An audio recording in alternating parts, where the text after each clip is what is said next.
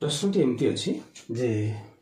15 और 27 मध्य दुईटी समांतर मध्यक निर्णय कर। एगुड़ी साधारणतः सर्ट क्वेश्चन में पढ़ले आम केमती भाव में खूब शीघ्र करवा आम लक्ष्य करवा जेहेतु 15 एवं 27 मध्य दुईटी लिखा समांतर मध्यक अर्थात ये आम लक्ष्य करवा जे यही जगह दुईटी लिखा कहले ये गोटे अंतर ये सामान अंतर और सामान अंतर रोचे अर्थात तीनोटी आम देखले डिफरेन्स अंतर रोचे तेणु अंतर तीन जेहेतु सामान होती 27 रु आम 15 वियोग करदे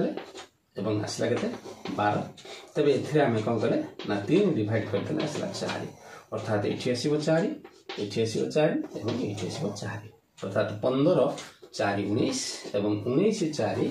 23 और 23 4 27 इटा तेज मध्यक दुईटी के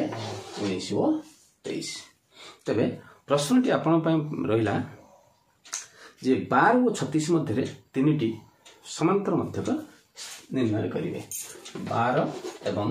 36 मध्य तीनोटी समांतर मध्यक निर्णय करेंगे। ये निश्चित भाव में आशा करुचे कमेंट सेक्शन में तार उत्तर देवे। धन्यवाद।